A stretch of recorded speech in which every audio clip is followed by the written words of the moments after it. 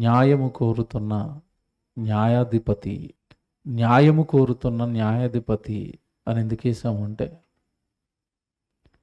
ఈ ప్రపంచం మొత్తానికి మానవులు ఎరగని ఒక న్యాయాధిపతి ఉన్నాడు.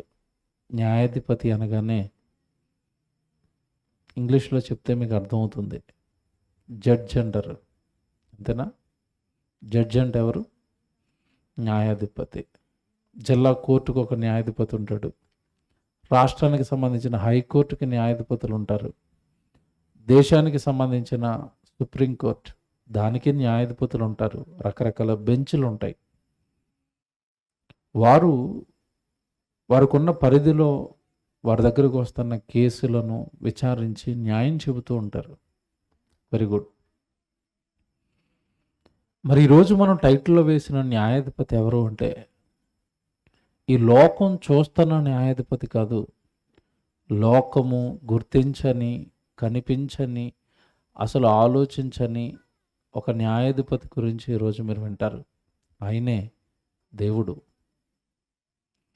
దేవుడు న్యాయాధిపత అంటే అవునండి, న్యాయం తీర్చేవాడు, అన్యాయాన్ని సహించనివాడు, అక్రమాన్ని సహించనివాడు, తాను కన్న తన పిల్లలైన ఈ భూమి మీద ఉన్న సమస్త మానవాళిని క్రమబద్ధీకరించడానికి మనుషులు తప్పు చేసినప్పుడు న్యాయస్థానంలో కూర్చొని న్యాయం తీర్చేవాడే దేవుడు.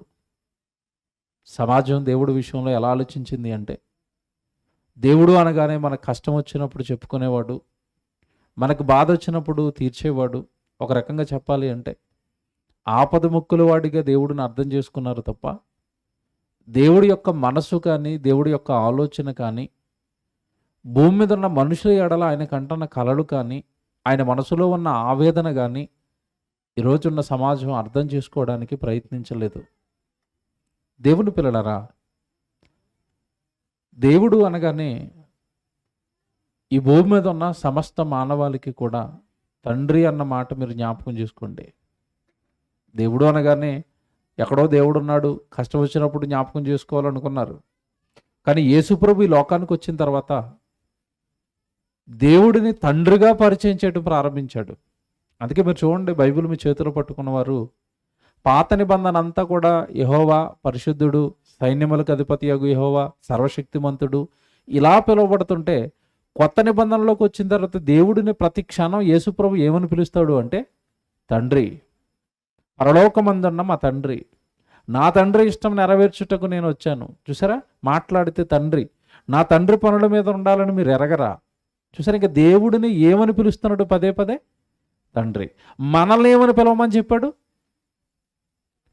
ప్రభా మాకు ప్రార్థన చేసుకోవాలి, ప్రార్థన చేయటం రాదు అని శిష్యులు అడిగినప్పుడు శిష్యులకి దేవుడితో మాట్లాడటం, ప్రార్థన అనగానే దేవుడితో మాట్లాడటం.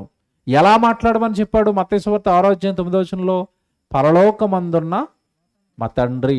అంటే దేవుడు తండ్రి అవుతాడా? దేవుడు ఈ భూమి మీద ఉన్న మానవాళికి తండ్రి అవుతాడా అంటే అవును, మీ ఆత్మలకు తండ్రి. మీకు శరీర సంబంధమైన శరీరం కలగడానికి కారకులైన తండ్రులు ఎలాగైతే ఉన్నారో, మీ శరీరంలో మీరున్నారు. ఆత్మ శరీరం రెండు కలిస్తే మనిషి.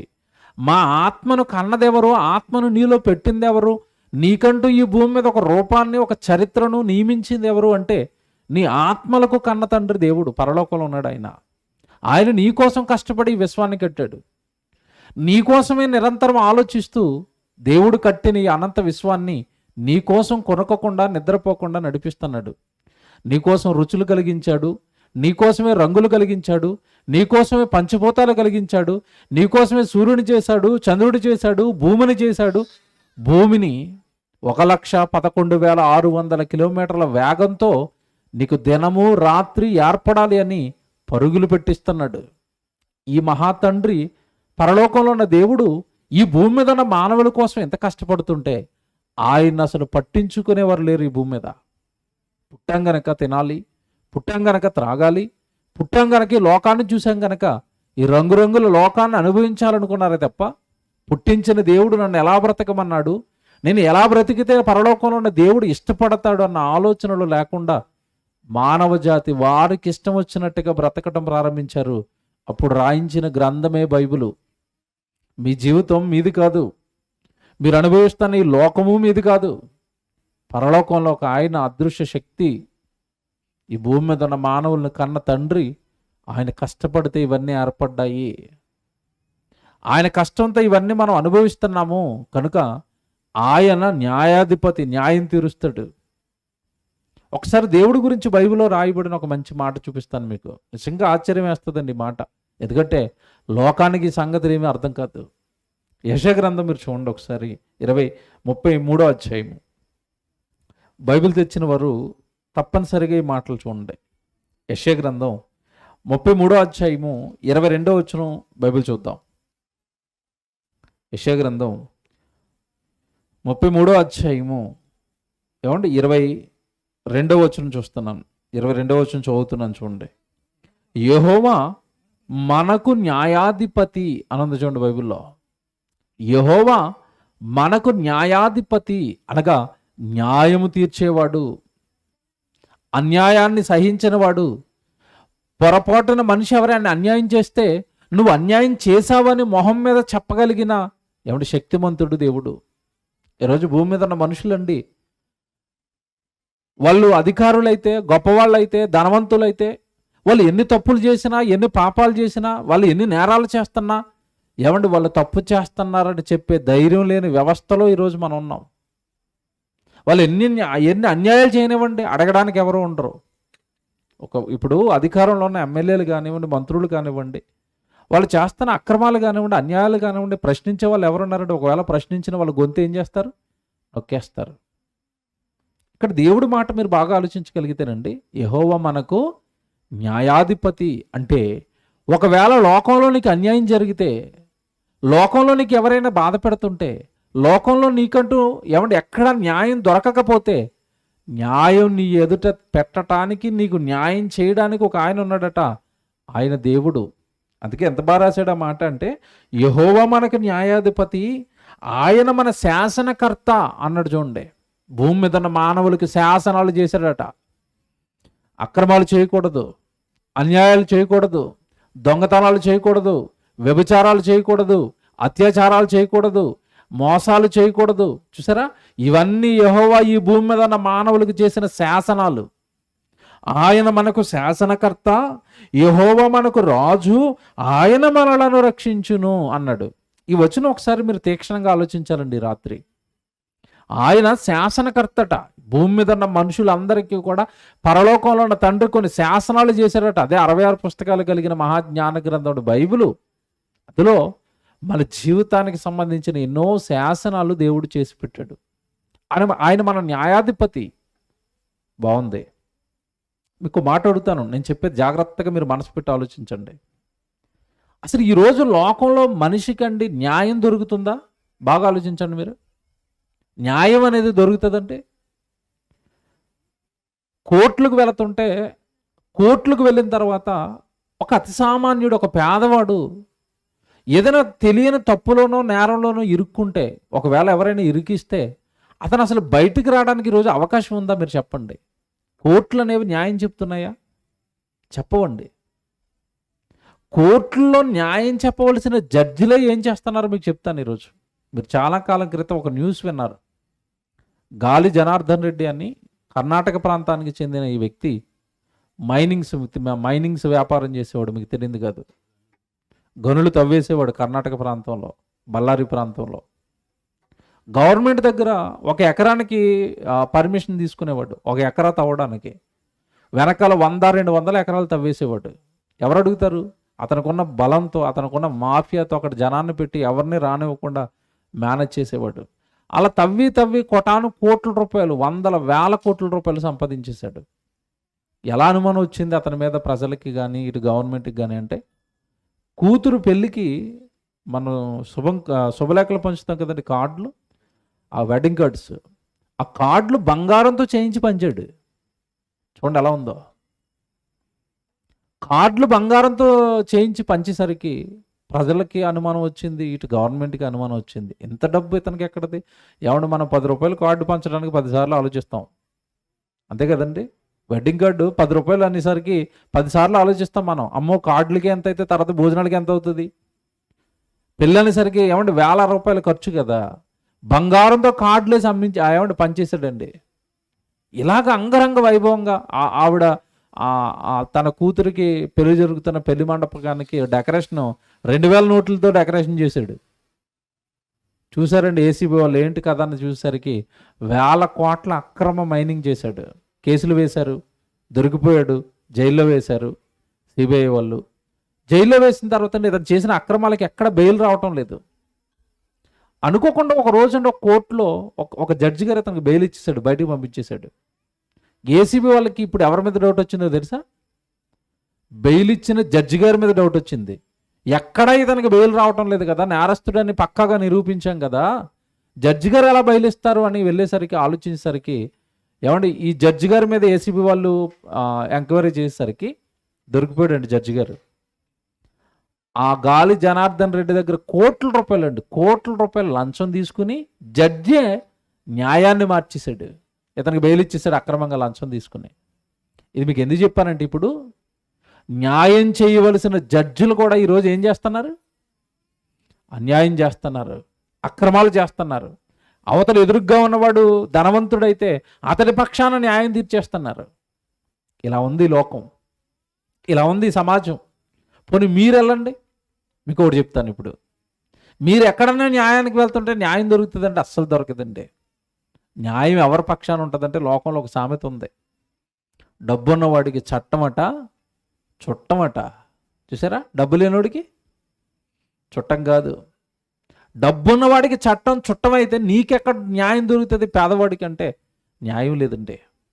దేవుడి గురించి ఇక్కడ రాయబడిన మాట చూడండి, యెహోవా మనకు న్యాయాధిపతి. ఒకసారి మనసు పెట్టి ఆలోచించండి, దేవుడి దగ్గర అసలు అన్యాయం జరుగుతుందండి? అన్యాయం జరిగే అవకాశమే లేదు. నువ్వు బ్రతుకుతున్న బ్రతుకును బట్టి నీకు న్యాయం చేస్తాడు దేవుడు భూమి మీద. నీ మాట బాగుంటే, నీ ప్రవర్తన బాగుంటే, నీ జీవన విధానం బాగుంటే దేవుడు అన్యాయం చేసేవాడు కదండి. ఉన్నతంగా ఈ సమాజంలో నిన్ను నిలబెడతాడు, నీ పక్షాన్ని నిలబడతాడు, నీ వెనక దేవుడు ఉంటాడు. నీ జీవితం బాగుంటే, నీ జీవితం యథార్థంగా న్యాయంగా ఉంటే నీ పక్షాన దేవుడు ఉంటాడు. ఆయన న్యాయాధిపతి, ఆయన్ని నమ్ముకోవాలి. ఈరోజు మనం ఆయన వైపు చూడాలి న్యాయం కోసం. బైబిల్ ఒక సందర్భాన్ని జ్ఞాపకం చేస్తాను, మీ అందరికీ తెలుసు. బైబిల్ ఒక మంచి ఏమంటే ఇశ్రాయేలుకి రాజుగా దేవుడు అధికారం ఇచ్చాడండి అహాబుకి. అతని భార్య యెజబెలు. వీళ్ళిద్దరూ ఏం చేశారు ఒకనొక రోజు అంటే, ఈ అహాబుకి తన నగరును ఆనుకుని పక్కన ఉన్న ఒక పేదవాడు అండి నాబోతు, అతడి పొలం మీద ఇతను కన్నుపడింది. పొలం అడిగాడు ఇమ్మని. ఆ పేదవాడు అండి, ఆ పొలం తప్ప అతనికి దిక్కు లేదు. రాజుగారితో అన్నాడు, అయ్యా నాకు ఆ పొలం తప్ప నాకు ఇంకేం ఆధారం లేదు కదా, అది నా పిత్రార్జితం, నా తండ్రుల నుంచి నాకు వచ్చిన ఆస్తి, దాని మీద నేను బ్రతుకుతున్నాను. మీరు రాజు కదా, దాన్ని మీకు ఇచ్చేయమంటే ఎలాగ, మీకు చాలా పొలాలు ఉన్నాయి కదా, చాలా డబ్బు ఉంది కదా, నన్నెందుకు అడుగుతున్నారు అనేసరికి అండి, రాజు కదండి, అహం దెబ్బతిన్నది, ఇగో హట్ అయింది. నేను రాజునయ్యి ఉండి నేను అడిగితే ఇవ్వడా అని ఎవడు మంచం మీద ముడుచుకుని పడుకున్నాడు. ఈలోపు ఆవిడ వచ్చింది, అమ్మగారు, అహాబు ఏంటి మీరు అనంతరం కూడా పడుకున్నారట, ఇదిగో నాబోతే ఒక పేదవాడిని పొలం అడిగాను, అతను నాకు పొలం ఇవ్వలేదు. అప్పుడు ఈవిడ ఏమంటుందో తెలుసండి, మూతి ముడుచుకుని పడుకోవడానికి నువ్వేమన్నా సామాన్యుడు అనుకుంటున్నావా? నువ్వెవరు? ఇశ్రాయేలు దేశానికి రాజువి, మర్చిపోయావా? అంటే అర్థం ఏంటి? వాడు ఇవ్వనంటే నువ్వు బాధపడటమేంటి? ఇవ్వనంటే లాగేసుకోవటమే మనకున్న అధికారంతో. చూసారా? నువ్వు రాజువు కదా, వాడు ఇవ్వనంటే నువ్వు బాధపడతావా? ఆ పొలం ఎలాగివ్వడం నేను చెప్తానని ఈవిడ రంగంలోకి దిగింది. ఏం చేసింది? అతని మీద అబద్ధపు సాక్ష్యాలు పుట్టించి, లేని తప్పులు చేశాడని ఎవడు ప్రజల మధ్య తప్పుడు సాక్ష్యాలు చెప్పడానికి లంచం ఇచ్చి వ్యక్తులను పెట్టి వాళ్ళతో అబద్ధ సాక్ష్యాలు చెప్పించండి, ఊరి మధ్యలో ప్రజల చేత రాళ్లతో కొట్టించి చంపించేసింది పొలం ఇవ్వనందుకు. ఇదంతానండి మనుషులు చేస్తున్న తప్పులండి. ఎవరు చూడరని మనిషి అనుకుంటాడు. చూడరా? పరలోకంలో ఉండే, ఆకాశంలో నుండి నరులు ఏం చేస్తున్నారని ఒక ఆయన చూస్తున్నాడు. ఆయనే దేవుడు. ఆయన దగ్గర న్యాయం తప్ప అన్యాయానికి చోటు ఉండని దేవుడు ఆయన. చూశాడు అహాబు ఏం చేస్తున్నాడు, యెజబెలు ఏం చేస్తుందో చూశాడు. ఆ నాబోతును అన్యాయంగా చంపటమో చూశాడు. ఏమన్నా మాట్లాడుతాను, మీకు జాగ్రత్తగా వినండి. ఇప్పుడు రాజే కుట్ర చేసి చంపేస్తే రాజు దగ్గరికి వెళ్ళి నువ్వు అన్యాయం చేశావు అని చెప్పగలిగిన వాడు ఎవడైనా ఉంటాడా రాజ్యంలో? ఎవడు చెప్పలేడండి. అలాగని దేవుడు మేమండి నేను నియమించిన రాజే కదా, నేను అధికారం ఇచ్చిన రాజే కదా, ఏదో తప్పు చేశాడు అని చూచి చూడనట్టుగా ఊరుకున్నాడా? ఊరుకోలేదు. ఈ ఆహాబు దగ్గరికి, యెజెబెలు దగ్గరికి ఎలీషాని పంపించి అంటున్నాడు, నువ్వు చేసిన కార్యక్రమం ఏంటి? పేదవాడైన నాబోతు పొలం గురించి మీరు అన్యాయంగా అతను చంపారు కదా, అతడి రక్తం నేలలో పడి నాకేం చేసిందో తెలుసా? మొరపెట్టింది. ఇప్పుడు అతని పక్షాన నేను దిగాను న్యాయం చెప్పడానికి. ఇప్పుడు మిమ్మల్ని ఎవడు కాపాడతాడు? రాజు అయితే, అధికారం అయితే, దేవుడు దిగాడు అనుకోండి, న్యాయం చెప్పడానికి ఎవరైనా నిలబడతారు ఆయన ముందు? నిలబడరండి. అప్పుడు దేవుడు ఇచ్చిన తీర్పు ఏంటో తెలుసండి? ఎక్కడైతే నాబోతు రక్తాన్ని మీరు చిందించారో అక్కడే అహాబు కుక్కలొచ్చి నీ రక్తాన్ని తాగుతాయి, నువ్వు కూడా అలాగే చావబోతున్నావు అన్నాడు.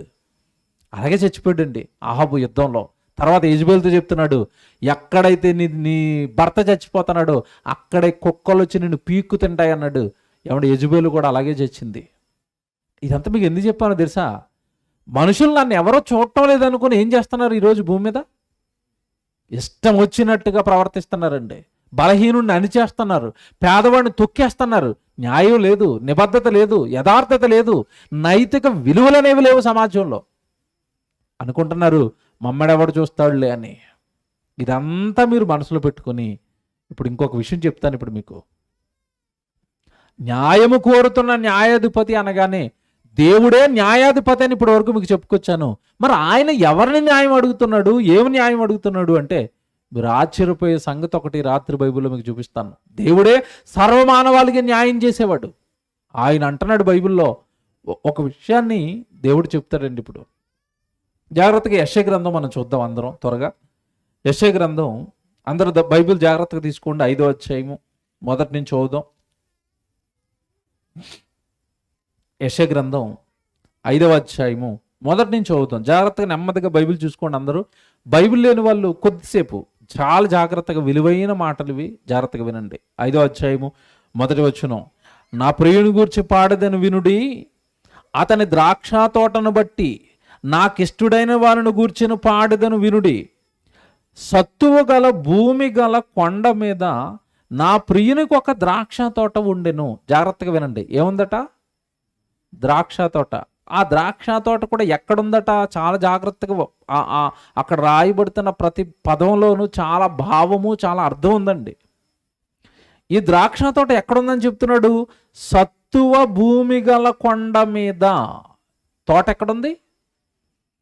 మంచి సారం కలిగిన భూమి, మంచి సత్తువ కలిగిన భూమి.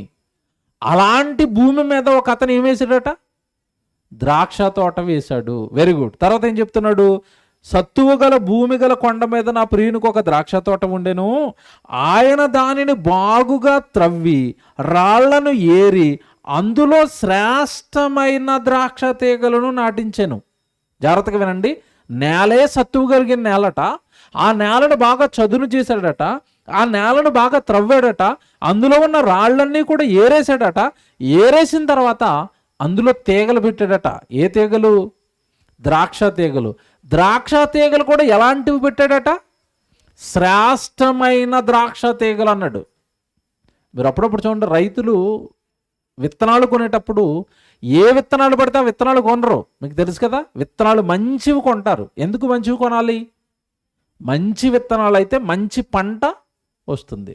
అందుకే చూడండి, ఇప్పుడు విత్తనాలు కంపెనీలు వచ్చేసినాయి. మీరు టీవీలో యాడ్స్ చూస్తుంటే ప్రతి సినిమా హీరోనో లేదంటే సినిమాలోనో సైడ్ క్యారెక్టర్లను పెట్టి విత్తనాలు యాడ్లు వచ్చేస్తూ ఉంటాయి. మీకు చూడండి, పత్తి విత్తనాల గురించి యాడ్లు, జొన్న విత్తనాల గురించి యాడ్లు, వరి విత్తనాల గురించి యాడ్లు.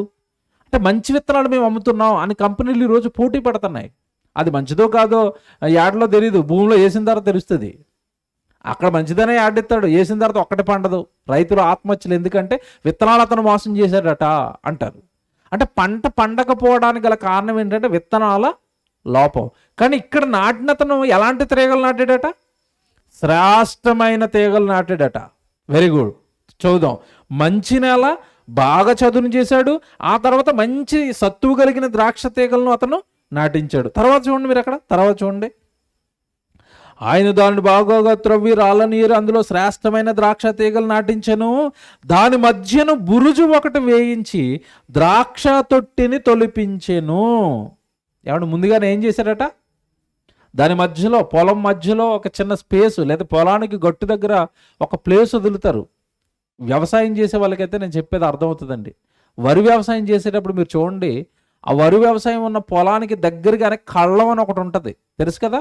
ఇక్కడ పండిన పంట అంతా కోచిన తర్వాత కళ్ళంలో వేసి అక్కడ నూర్చుతారు. నూర్చిన తర్వాత గింజలను ఎగరబోసి శ్రేష్టమైన గింజలన్నీ, బరువైన గింజలన్నీ బస్తాల్లో నింపి అలా తీసుకుని వెళ్ళిపోతారు. దాన్నే కళ్ళం అంటారు. అలాగే ఇక్కడ ద్రాక్ష తోటల్లో ఏమేస్తారంటే, ద్రాక్ష తోటల్లో నుండి వచ్చే ఫలాల నుండి ఒక రసం తీస్తారు. ఆ రసం తీయడానికి ఒక బురుజు లాంటిది వేస్తారు, ద్రాక్ష రసం తీయడానికి. ఈ రైతు ఏం చేశారట? నేను ఎలాగో మంచి పంట వేసాను కదా, ఖచ్చితంగా ద్రాక్ష పళ్ళు మంచి ద్రాక్ష రసాన్ని ఇస్తాయి అని ముందుగానే ఏం తవ్వించేశారట? బురుజు కట్టించేశారట. తర్వాత చూడండి, ఇప్పుడు అక్కడ 4వ వచనం చూడండి, 3వ వచనం అండి. కావున పైన ఒక వచనం వదిలేసాను చూడండి, ద్రాక్ష తొట్టిని తొలిపించెను. పైన ద్రాక్ష పండ్లు ఫలింపవలెనని ఎదురు చూచుచుండెను, కానీ అది కారు ద్రాక్షలు కాచెను. ఆగండి, చూసారా? ఇప్పుడు అంతా పంట అంతా అయిపోయింది. 6 నెలల్లో 5 నెలల్లో సంవత్సరం కష్టపడ్డాడు. కష్టపడిన తర్వాత ద్రాక్ష పళ్ళు వచ్చేస్తాయని ద్రాక్ష పళ్ళు దగ్గరికి వెళ్ళేసరికి ఏ ద్రాక్ష పళ్ళు కాచాయట? కారు ద్రాక్షలు. అంటే అర్థం ఏంటి చెప్పండి? చేదుగా ఉంటాయి, తినగలమా? తినలేమండి. అప్పుడప్పుడు మీరు చూడండి, ద్రాక్ష పళ్ళులో చివరి ఉంటుంది ఒకటి చిన్నగా. ఈ పళ్ళన్నీ బాగుంటాయి, పొరపాటున అది నోట్లోకి వెళ్ళింది అనుకోండి, అది ఉంటే బాగా పుల్లగా ఉంటుంది, లేదంటే చేదుగా ఉంటుంది. అబ్బాబ్బా అని ఊసేస్తారు కిందకి దాన్ని కారు ద్రాక్ష అంటారు, తినడానికి పనికిరాదు. ఇప్పుడు ఇంత గొప్పగా ఇతను వ్యవసాయం చేస్తే మొత్తం ద్రాక్ష తోట అంతా కూడా ఏ కాయలు కాచిందట? కారు ద్రాక్షలు కాచిందట. ఇప్పుడు రైతు ఏమైపోవాలి మీరు చెప్పండి నాకు? రైతు ఏమైపోవాలి? పంట పండకపోతే ఈరోజు రైతు ఏమైపోతున్నాడు? పురుగుల మందు తాగి ఆత్మహత్య చేసుకుంటున్నాడు. ఇక్కడ మీరు జాగ్రత్తగా ఈ 3వ వచనం కానీ జాగ్రత్తగా చదవాలి. ద్రాక్ష పండ్లు ఫలింపవలనని మీరు ఎదురు చూచుచుండెను, కానీ అది కారు ద్రాక్షలు కాచెను. కావున యెరూషలేము నివాసులారా, యోధావారులారా, నా ద్రాక్ష తోట విషయమై నాకు న్యాయం తీర్చవలనని మిమ్మల్ని కోరుచున్నాను. ఇప్పుడు చెప్పండి అంటున్నాడు. ఈయన వచ్చాడు, రైతు అంటున్నాడు, ఎందుకు నా పంటల నాశనం అయ్యింది? మనుషులారా, మీరు నాకు న్యాయం చెప్పండి. నా పంటలో ఇలా కారు ద్రాక్షలు కాయడానికి గల కారణం ఏంటి? పోనీ నేనేమైనా నా తోటకి తక్కువ చేశానా? చెప్తాడు చూడండి కిందకి. ఆ తోటకి కోసం అతను ఎంత కష్టపడ్డాడో కింద చెప్తా ఉంటాడండి.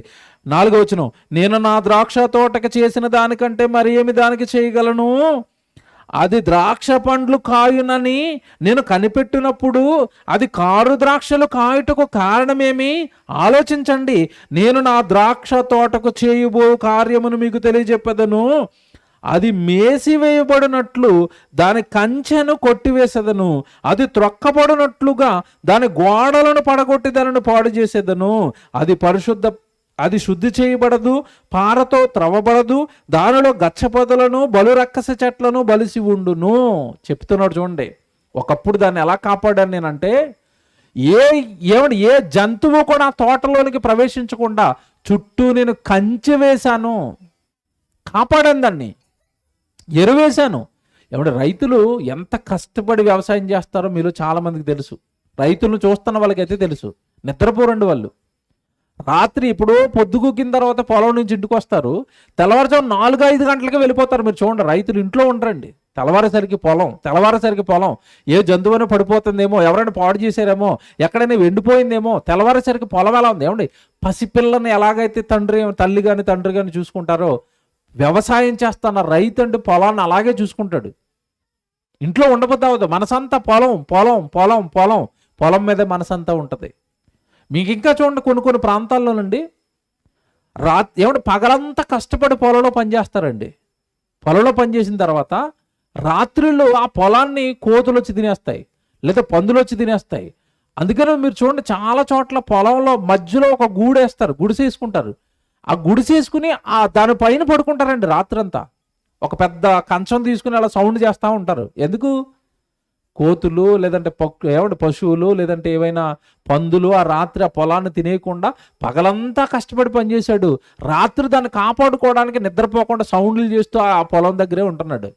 ఇప్పుడు ఇంత కష్టపడి వ్యవసాయం చేసిన తర్వాత పంట పండలేదంటే ఎలాగుంటుంది మీరు చెప్పండి?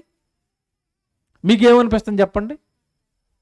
ఇప్పుడు ఆ పంట పండని ఆ పొలాన్ని ఏం చేయాలి మీరు చెప్పండి? ఇప్పుడు ఏం చేయాలి మీరు చెప్పండి?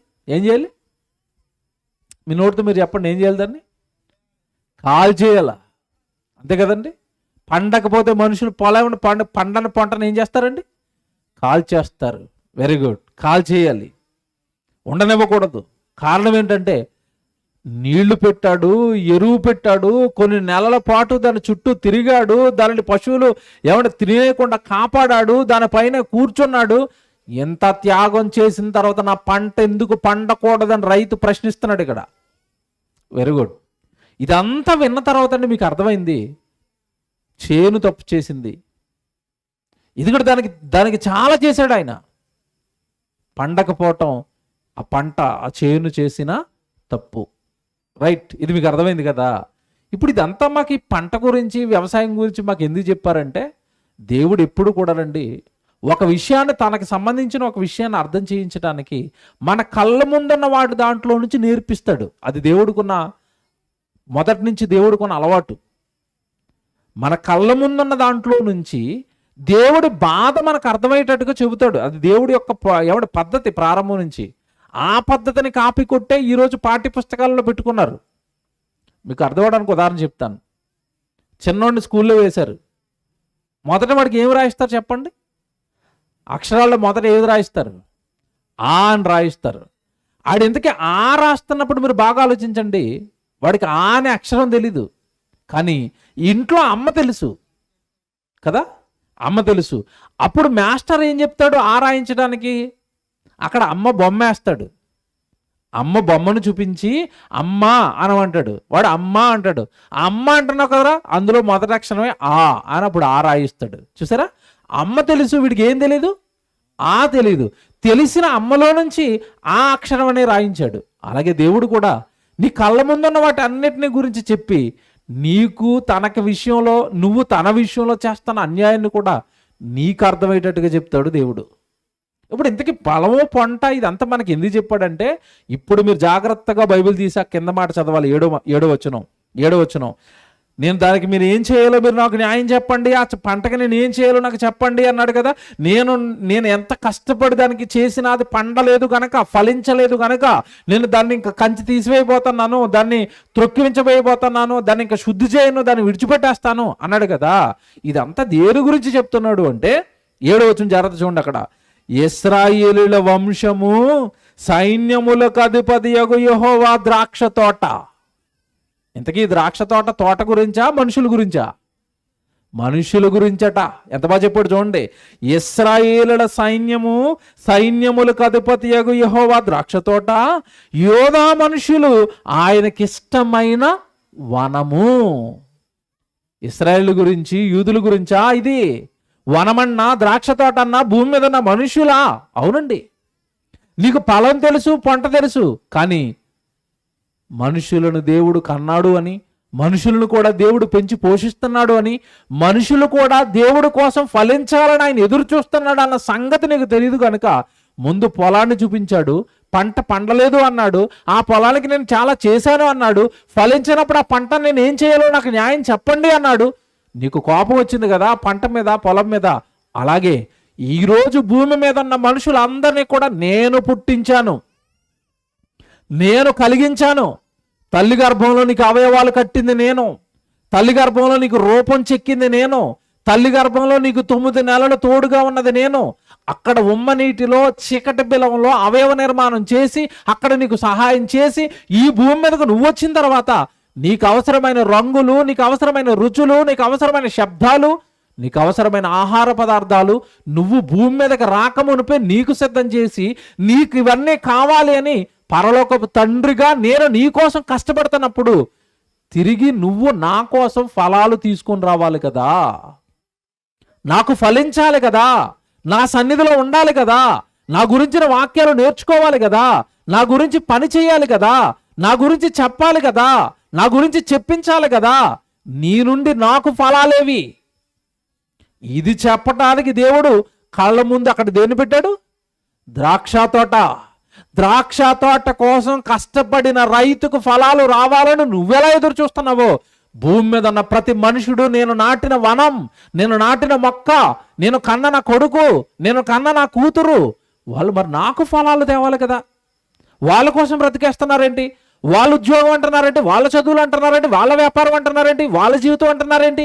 ఆ జీవితం కంప్లీట్గా నాది కదా. నేను నా ఇష్టానుసారం ఇచ్చిన జీవితం కదండి అది. మీకు మాట్లాడుతాను, జాగ్రత్తగా వినండి. చాలామంది దేవుడి దగ్గరికి రండి, దేవుడి దగ్గర ఉండండి, దేవుడు మిమ్మల్ని కన్నాడు, దేవుడు మీకోసం కష్టపడుతున్నాడు, దేవుడిని మీరు సేవించాలి, దేవుడిని మీరు పూజించాలి, ఆయన సన్నిధిలో మీరు ఉండాలి, ఆయన కోసం మీరు బ్రతకాలి అన్నప్పుడు చాలామంది చెప్పే మాట ఏంటంటే తెలుసండి, నేను ఎందుకు రావాలండి, నా బ్రతుకండి, నా ఇష్టం అండి అంటారు. నేను మాట్లాడుతున్నానండి, మీ బ్రతుక ఇది? నిజంగా మన బ్రతికేనండి ఇది? దేవుడు బ్రతుక? మీకు మాట చెప్పనా? మీరు స్త్రీగా పుట్టాలా, పురుషుడిగా పుట్టాలా నిర్ణయించింది మీరా, దేవుడా? నేను చెప్పే ప్రతిదానికి ఆన్సర్ మీరు జాగ్రత్తగా ఆలోచించండి. స్త్రీగా పుట్టాలి, పురుషుడిగా పుట్టాలి డిసైడ్ చేసింది ఎవరు చెప్పండి? దేవుడు. Very good. మీకు అమ్మ నాన్నగా ఎవరు ఉండాలి డిసైడ్ చేసింది ఎవరు? దేవుడే. మీరు ఏ ఊర్లో పుట్టాలో డిసైడ్ చేసింది ఎవరు? దేవుడే. మీరు ఏ దేశంలో పుట్టాలో డిసైడ్ చేసింది ఎవరు? దేవుడే. మీరు ఏ తరంలో, ఏ కాలంలో పుట్టాలో డిసైడ్ చేసింది ఎవరు? దేవుడే. అన్నీ దేవుడే డిసైడ్ చేసి తన ఇష్ట ప్రకారం నీకు జీవితాన్ని ఇచ్చినప్పుడు నువ్వు బ్రతకాల్సింది ఎవరి కోసం? చూడండి, మనుషులు ఎంత అన్యాయం చేశారండి దేవుడికి. నీ ఇష్టమా? నీ జీవితమా? నీ బ్రతుకా? ఈరోజున్న సినిమాలు కూడానండి దేవుడి మీదకి మనుషులు తిరగబడేటట్టుగా చేస్తున్నాయి. ఆ మధ్యకాలంలో ఒక సినిమా వచ్చిందండి, నా ఇష్టం. చూసారా? ఏటట నా ఇష్టం. ఇంకో సినిమా వచ్చింది కొంతకాలానికి, నేనింతే. చూసారా? ఇలాంటి పిచ్చి పిచ్చి టైటిల్ పెట్టి నా ఇష్టం నేనెంతే, నా ఇష్టం నేనెంతే అని ఎవడి మనిషిని గర్విష్టిగా మార్చి ఇటు కన్న తల్లిదండ్రుల మీద తిరగబడేటట్టుగా చేశారండి. తల్లిదండ్రులకు లోబడే పిల్లలు ఉన్నారా ఈరోజు? లేరు. పోనీ స్కూల్లో విద్యాబుద్ధులు చెప్తున్న గురువుకి ఏమైనా లోబడతారా? అమెరికా లాంటి పాశ్చాత్య దేశాల్లో 6వ తరగతి చదువుతున్న వాడంటే హోంవర్క్ చేయలేదని మాస్టర్ తిట్టాడని ఎవరి పాఠ్య పుస్తకాలు పెట్టుకుని బ్యాగ్లో గన్న పట్టుకెళ్ళి మాస్టర్ని కాల్ చేశాడు. చూడండి మనుషులు ఎలా తయారవుతున్నారో. ఇంట్లో తల్లిదండ్రులు చంపుతారు, ఇంట్లో తల్లిదండ్రుల మీద తిరగబడతారు, కోపడుతున్నారు, కొడుతున్నారు, ఎవరికి ఇంట్లోంచి గెంటేస్తున్నారు తల్లిదండ్రుల్ని. అక్కడ మాస్టర్కి లోపడరు. ఇంత దుర్మార్గంగా ప్రపంచం ఎందుకు తయారైంది అంటే ఎవడికి మనిషిలో అహం పెరిగింది, గర్వం పెరిగింది, నేను నా ఇష్టం అన్న ఆలోచనలు పెరిగాయి.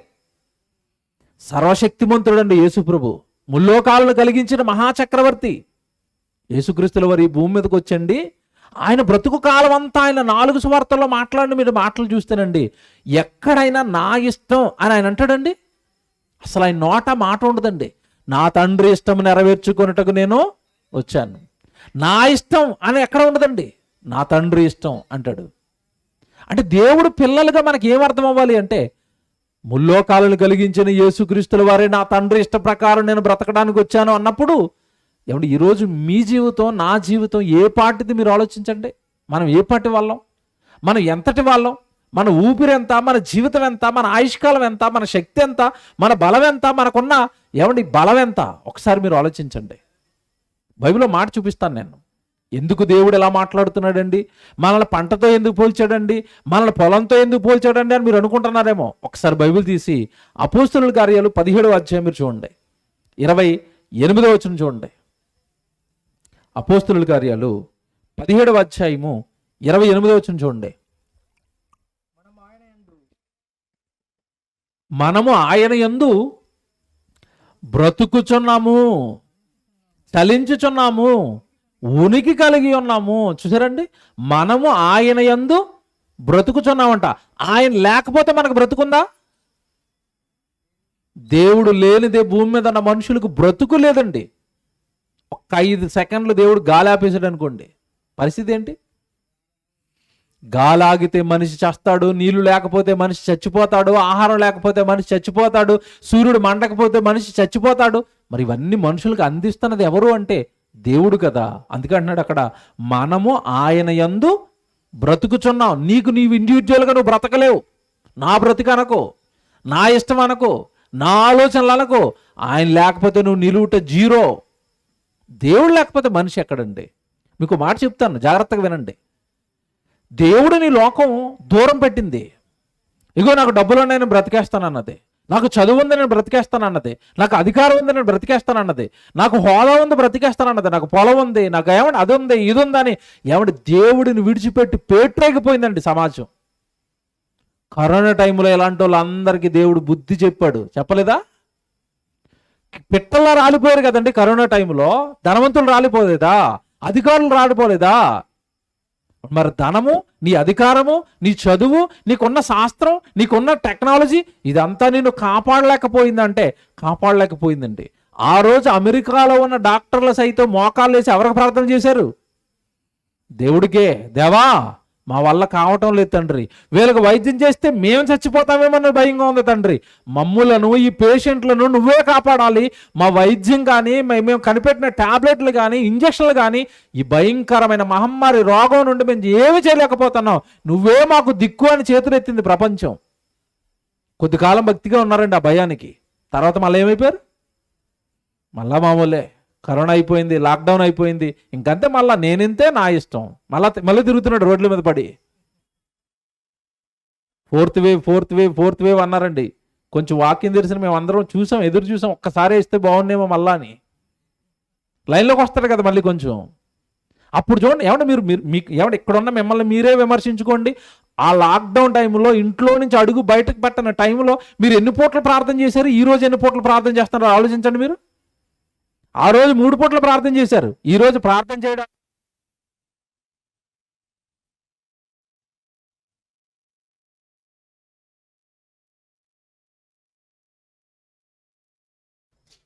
Hello right.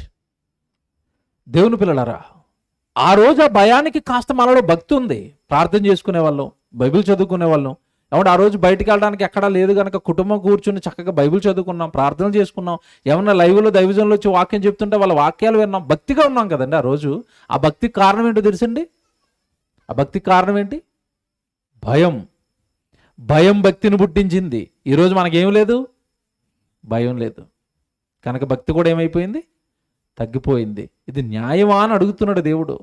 నా వలన కదా నువ్వు బ్రతుకుతున్నావు, నేను కదా నిన్ను పుట్టించాను, నా ఇష్ట ప్రకారమైన జీవితం కదా ఇది. నాకు ప్రార్థించాలి కదా, నా సన్నిధిలో ఉండాలి కదా, నేను బ్రతకమన్నట్టుగా నువ్వు బ్రతకాలి కదా, నాకెందుకు అన్యాయం చేస్తావు నువ్వు? ఇది దేవుడు. న్యాయము కోరుతున్న న్యాయాధిపతి అంటే అందరికీ న్యాయం చెప్పే ఆయన తాను కన్న తన పిల్లల దగ్గరికి వచ్చి అంటున్నాడు, నీ బ్రతుకు అలా నీ ఇష్ట ప్రకారం నువ్వు నాకు దూరంగా బ్రతకడానికి కారణం ఏంటి? నాకు న్యాయం చెప్పు. చూసారా ఎలా ఉందో? న్యాయము కోరుతున్న న్యాయాధిపతి. ఆ 7వ వచనం చదవండి మళ్ళా బైబిల్లో, యెషయా గ్రంథం 5వ అధ్యాయము 7వ వచనం చూడండి. 7వ వచనం మళ్ళీ చదువుతాం. ఇశ్రాయేలు వంశము సైన్యములకు అధిపతియగు యెహోవా ద్రాక్ష తోట, యోధా మనుషులు ఆయనకి ఇష్టమైన వనము, ఆయన న్యాయము కావాలని చూడగా ఏం కనబడిందట? బలాత్కారము కనబడెను. ఇదండి దేవుడి బాధ. నాకు న్యాయం కావాలి. నేను కన్నా నా పిల్లలు ఒకరినొకరు ప్రేమించుకుంటూ, ఒకరినొకరు ఆదరించుకుంటూ, నా పిల్లలు కదా, నా సంతానం కదా, నీతిగా, న్యాయంగా, యథార్థంగా ఒకని ఎడల ఒకడు న్యాయంగా బ్రతుకుతూ, నా ఎడల కూడా మీరు న్యాయంగా బ్రతుకుతారని ఆశిస్తే, ఎవడు భూమి మీద ఉన్న మనుషుల మధ్యలో దేవుడికి కనబడుతున్నది ఏంటట? బలాత్కారం అట. ఒకడినొకడు ఆక్రమించుకుంటున్నాడు, ఒకడినొకడు దోచుకుంటున్నాడు, బలవంతుడు బలహీనుడిని నాశనం చేస్తున్నాడు. ఇదా నేను మానవ సమాజంలో చూడాలనుకున్నది, నా పిల్లల మధ్యలో నేను చూడాలనుకున్నది? ఇదా అంటున్నాడండి దేవుడు. న్యాయము కావాలనని చూడగా నాకేం కనపడిందట? బలాత్కారము కనపడెను. నీతి కావాలనని చూడగా రోదనము వినబడెను. ఏడ్పు అండి, గోలండి మనుషుల మధ్యలో. దేవుని పిల్లలారా, ఇప్పుడు నాకు న్యాయం చెప్పండి. మీరు ఎందుకు ఇలాగైపోయారు? మీరు ఎందుకు దోచుకునే వారుగా, ఎందుకు ఇలాంటి అత్యాచారాలుగా, నేరాలు చేసేవారుగా మీరు ఎందుకు మారిపోయారు? నేను పరిశుద్ధుని కదా, నా గర్భాన్ని పుట్టిన మీరు పరిశుద్ధంగా ఉండాలి కదా, నేను యథార్థవంతుడిని కదా, మీలో ఏదా యథార్థత? నేను న్యాయవంతుడిని కదా, ఏది మీలో ఆ న్యాయము? దేవుడున్నాడే, అన్యాయం చేస్తే ఆయన చూస్తాడే, ఆయన సన్నిధికి రాకపోతే ఆయన బాధపడతాడే. ఇలాంటి ఆలోచనలు నీలో లేకుండా ఎందుకు రోధించేవాడిగా మారిపోయావు అంటున్నాడు దేవుడట. నీతి కావాలని కోరుకున్నాడట, యథార్థత కావాలని కోరుకున్నాడట. కానీ మనుషులు ఏం చేస్తున్నారో తెలుసండి? ఒక మంచి మాట చూపిస్తాను, ముగించేస్తాను త్వరగా. యెహెజ్కేలు గ్రంథం మీరు చూడండి.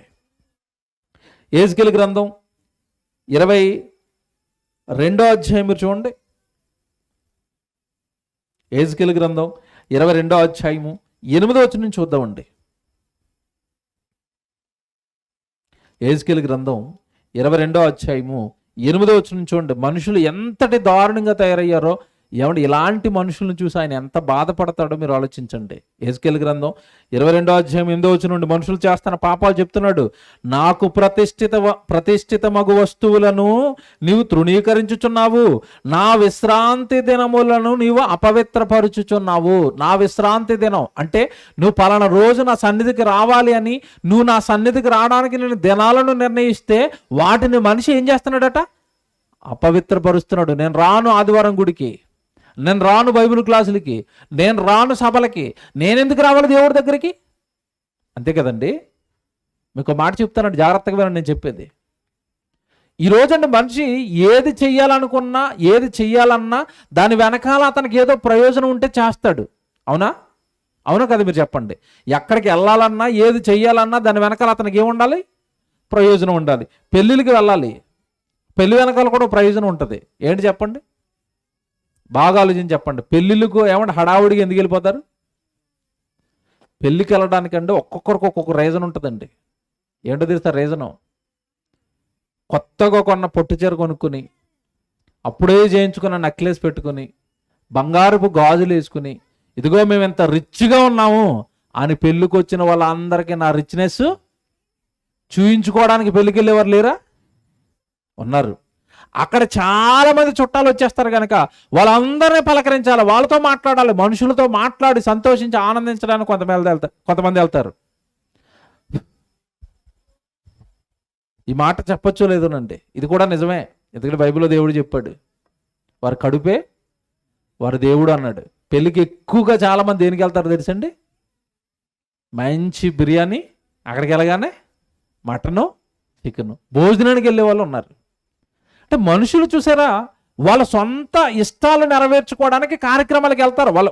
వాళ్ళ వెనకాల ఒక ప్రోగ్రాంకి వెళ్తున్నారంటే, ఒక కార్యక్రమానికి వెళ్తున్నారంటే వాళ్ళ వెనకాల వాళ్ళ మనసుకి నచ్చింది ఏదో ఉంటుంది, ఏదో లాభం ఉంటేనే తప్ప వాళ్ళు అక్కడికి వెళ్ళరు. ఏ లాభం లేని ఒక కార్యక్రమం ఉంటుందంటే అక్కడ తక్కువగా ఉంటారు.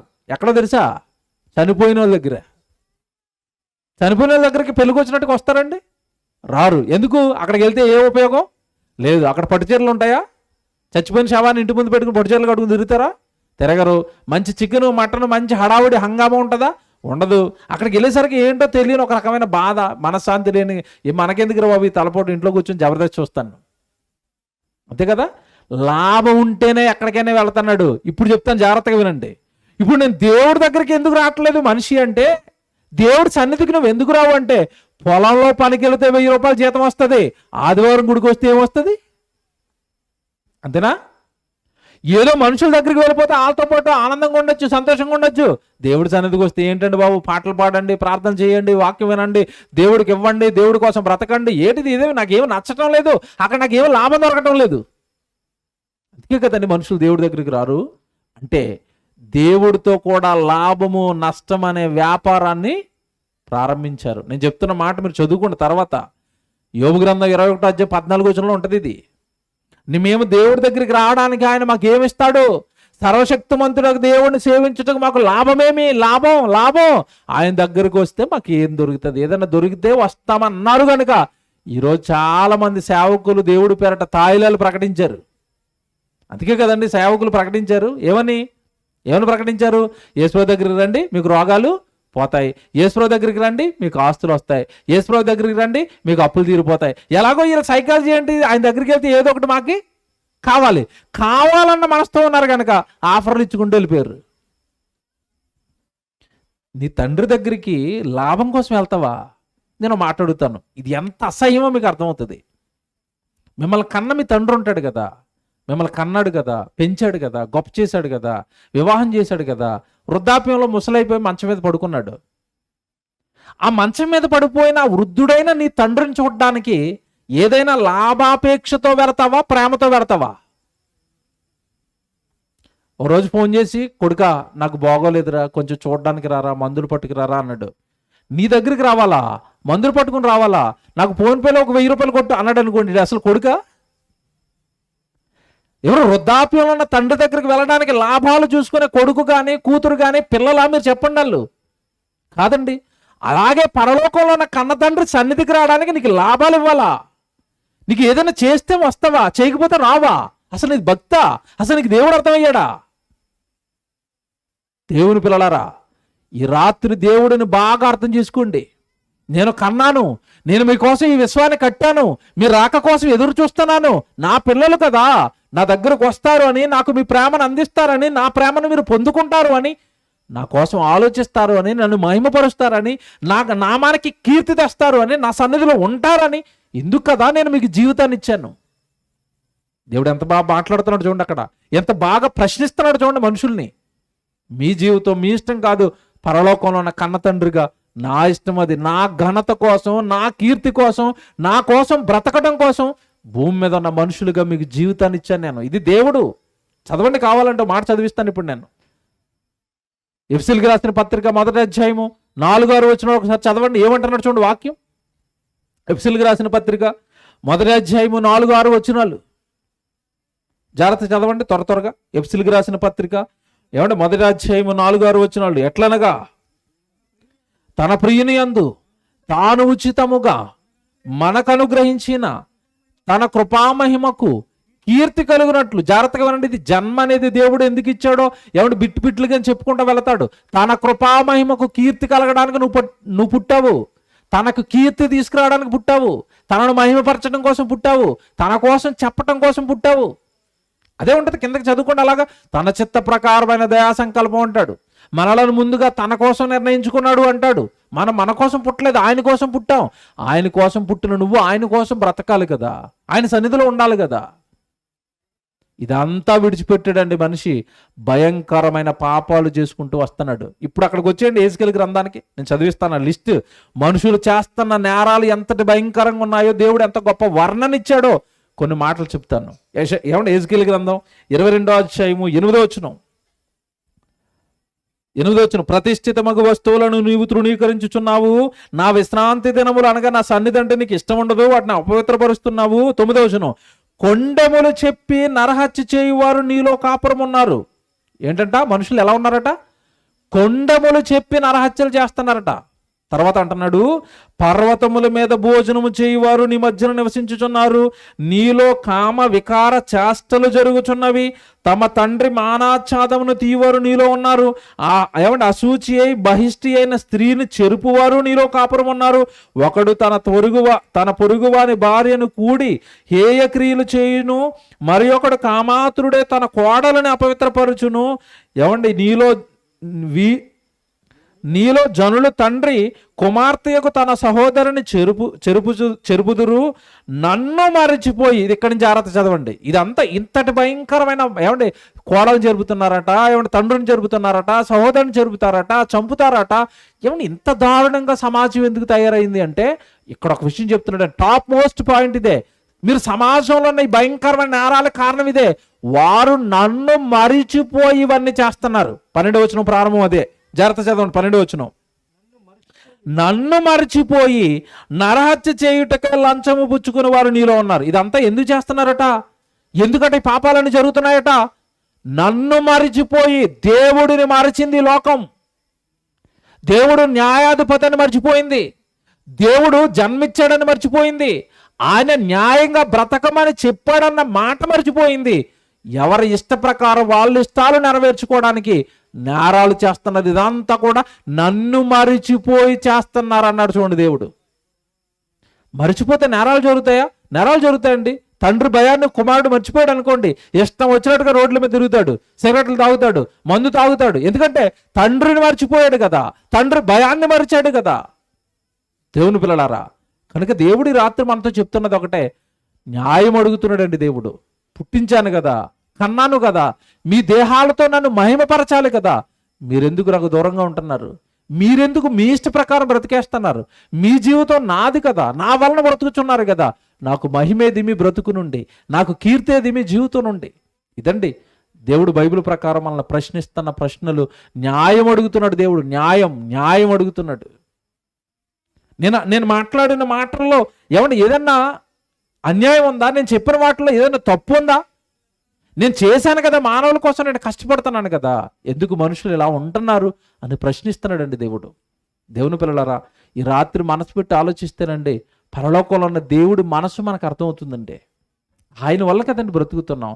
కరోనా టైంలో వేల మంది, లక్షల మంది చనిపోయి వెళ్ళిపోతే కేవలం దేవుడు కృప వల్ల కదండి మనకు ప్రాణాలతో ఉన్నాం, మన కుటుంబం క్షేమంగా ఉంది, మనం క్షేమంగా ఉన్నాం, మన బిడ్డలు క్షేమంగా ఉన్నారు, చక్కగా సంతోషంగా ఆనందంగా కుటుంబంతో మేము పిల్ల పాపలతో మనం బాగున్నాం అంటే పరలోకంలో ఉన్న కన్నతండ్రి కాపుదల నీ మీద ఉండబట్టి కదా, నిన్ను నమ్మబట్టి కదా, నిన్ను ఇంకా కుర్చీలో కూర్చోబెట్టాడు ఈరోజు అంటే నిన్ను నమ్మబట్టి కదా ఇక్కడ కూర్చోబెట్టాడు. నువ్వు ఆయన కోసం బ్రతుకుతావని, ఆయన కోసం వస్తావని, ఆయన గ్రంథం చదువుతావని, ఆయన గురించి ఇలాంటి మీటింగులు పెట్టి తెలియని వాళ్ళకి ఆయన వద్దకు నడిపించి ఆయన కోసం చెబుతావని, నీ గురించి కలలు కాని కదా నీ జీవితాన్ని ఇలా కాపాడుతున్నాడు, నిలవబెడుతున్నాడు. న్యాయం ఏదండి మన జీవితంలో? దేవుడు ఎంతగా కష్టపడుతుంటే మన జీవితంలో దేవుడికి ఉన్న స్థానం ఎంత, దేవుడి గురించి ఉన్న ఆలోచనలు ఎంత?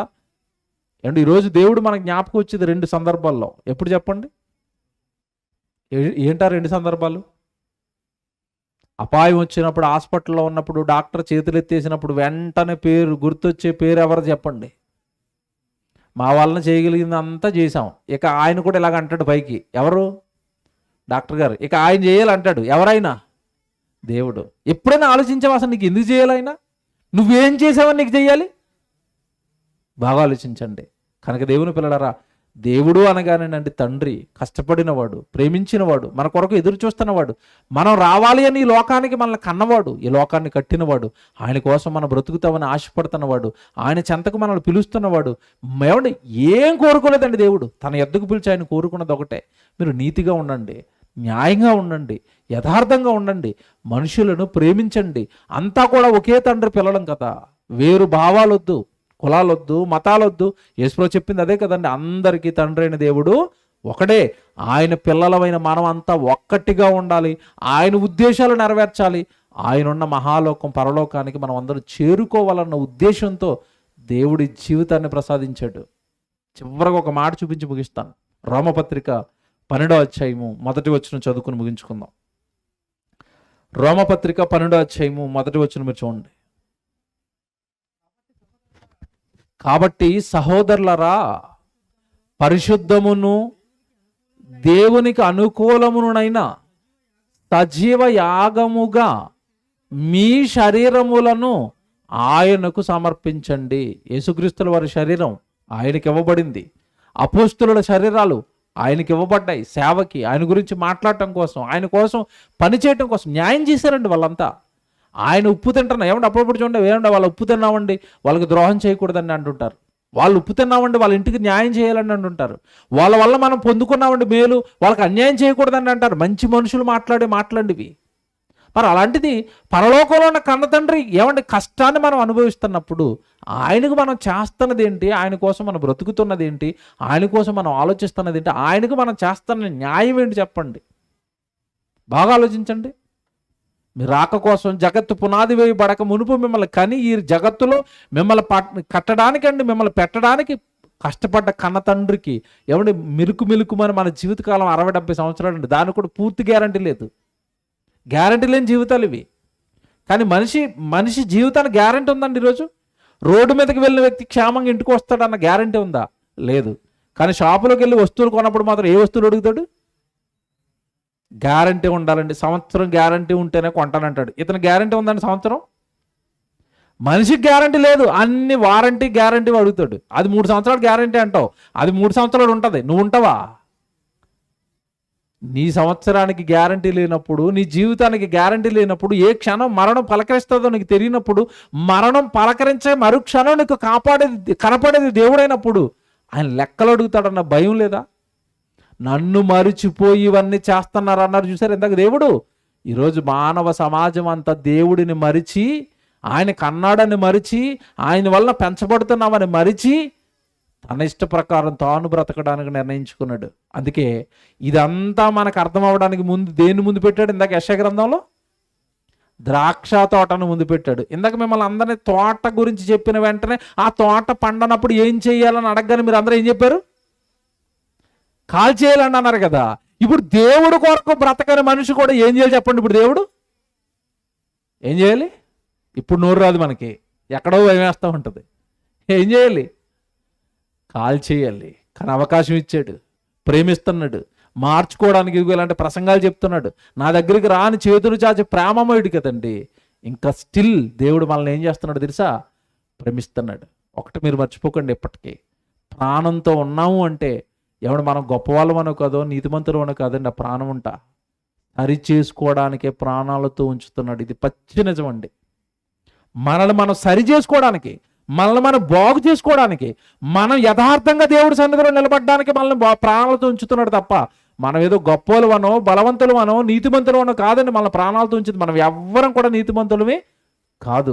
సరి చేసుకోవడానికి అవకాశాలు ఇచ్చి మార్చుకుని పరలోకం చేర్చుకోవడానికి ఈ అవకాశాలు ఇస్తున్నాడు. ఈ సభలు పెడుతున్నాడు, నీకు ఆయుష్కాలాన్ని ఇస్తున్నాడు. రాని చేతులు చాపి దేవుడు పిలుస్తున్నాడు. కనుక పరలోకంలో ఉన్న కన్న తండ్రి పిల్లలైన ఈ మానవ జాతి ఆయన బ్రతకమన్నట్టుగా బ్రతికి దేవుడికి న్యాయం చేయాలి. బైబిల్ ఒక సందర్భం ఉంటుంది, మీ అందరికీ తెలుసు. భక్తుల గురించి మాట్లాడుతూ అంటాడు, అసలు దేశం మొత్తం మీద వెతికితే భక్తుడు ఒకడును లేడట. ఎటు దేశం మొత్తంలో ఒక్క భక్తుడు లేడా?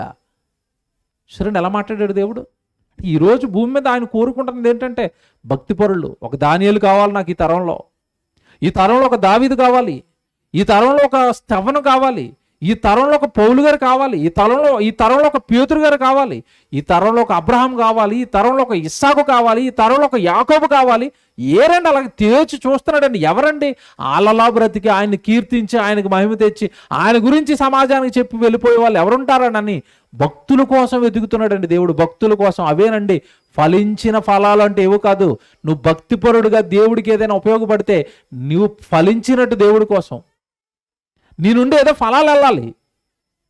ఈరోజు ఈ కార్యక్రమం పెడుతున్నారండి. నిజం, మీరు మనసు పెట్టి ఆలోచించండి. ప్రభు కుటుంబం, తమ్ముడు, చెల్లి, వాళ్ళు చక్కగా ఈ కుటుంబాన్ని పెట్టి మనల్ని అందరినీ పిలిచారు. వాళ్ళు ₹1000 ఖర్చు పెడతారు ఈ కార్యక్రమం కోసం. ఎందుకు మనల్ని అందరినీ పిలిచి దేవుడు కార్యక్రమం పెట్టి దేవుడు వాక్యం చెప్పి మనందరి కోసం భోజనాలు ఉండి వాళ్ళు ఎందుకు ఇదంతా చేయాలి? వాళ్ళకి ఎందుకు ఈ కష్టం? మీరు ఆలోచించండి. వాళ్ళకి ఎందుకండి ఇవే డబ్బులు అండి? మీరు నిజంగా ఆలోచించండి. ఈరోజు 20,000 30,000 ఖర్చు చేయండి. 20,000 30,000 ఒక హోటల్ పట్టుకుని వెళ్ళి వాళ్ళిద్దరు ఫ్యామిలీ అబ్బాయిని తీసుకుని వెళ్తే అది ఎంత బాగా జరుగుతుంది వాళ్ళకి? మంచి 5 స్టార్ హోటల్కి వెళ్ళి మంచి బిర్యానీ తిని మంచి పార్టీ చేసుకుని వచ్చేయచ్చు కదా. కానీ అలా ఆలోచించలేదు. చూసారా వాళ్ళు? నా బంధువులందరినీ పిలవాలి, ఆయన గురించి చెప్పాలి, ఆయన గురించి చెప్పించాలి, కొద్దిమందినైనా ఆయన మళ్ళించాలి. ఆయనకు ఫలాలు తెచ్చే కుటుంబం అండి. ఆయన కొరకు బ్రతుకుతున్న కుటుంబం, ఆయనకు ఈరోజు ఉపయోగపడిన కుటుంబం. ఒక ఫలం వచ్చింది, ఆ కుటుంబం నుండి ఫలం వచ్చింది దేవుడికి. మన జీవితాల నుండి, మన బ్రతుకుల నుండి గృహకోడికలు పెడుతున్నారా? సభలు పెడుతున్నారా? ప్రార్థనలు పెడుతున్నారా? ఇదిగో మీ ప్రాంతంలో వేదిక మీద ఉన్న దైవజనులు ఉన్నారు కదా, వీళ్ళు చక్కగా తీసుకువెళ్ళండి. మీ దగ్గర ఉన్న ప్రాంతాల్లో గ్రామాలకు తీసుకెళ్ళండి, పట్టణాలకు తీసుకెళ్ళండి. చక్కటి వాక్యాలు వాళ్ళతో చెప్పించండి. కొద్దిమందినైనా దేవుడు వైపు మళ్ళించండి. అప్పుడు కదండి దేవుడికి ఉపయోగపడుతున్న వాళ్ళం. మన పంట చేతికొచ్చిన పంట అవుతాం, ఆయనకు ఉపయోగపడే పంట అవుతాం కదండి మనం. అలా బ్రతకనప్పుడు అండి మన ఇష్టాలు, మన సంతోషాలు, మన ఆనందాలు అయినప్పుడు ఇంక దేవుడికి ఉపయోగపడే వాళ్ళంగా మనమేమున్నాం చెప్పండి? ఈరోజు అసలు మన నుండి ఏమో ఆనందపడతాడు దేవుడు? భక్తుడు అనగానే ఒకటే గుర్తుపెట్టుకోండి మీరు. బైబిల్ అంతటిలో నేను చెప్తున్నా, ఈ మాటను మీరు మనసులో పెట్టుకుని ఇప్పుడు బైబిల్ చదవండి. భక్తుడు అనగానే ఈ లోకానికి దూరంగా ఉన్నవాడు, దేవుడికి దగ్గరగా ఉన్నవాడు, దేవుడికి ఉపయోగపడిన వాడు భక్తుడు. బైబిల్ అంతా మీరు చదవండి, ఇదే కనపడుతుంది. నువ్వు భక్తుడువా? నీకోసం దేవుడు ఎదురు చూస్తున్నాడు. నీ మార్పు కోసం దేవుడు ఎదురు చూస్తున్నాడు. నువ్వు ఆయన సన్నిధిలో ఉండాలని కోరుకుంటున్నాడు. ఆయన వాక్య ప్రకారం నువ్వు ఫలించాలని కోరుకుంటున్నాడు. యేసుప్రభు అన్న మాట మనందరికీ తెలుసండి.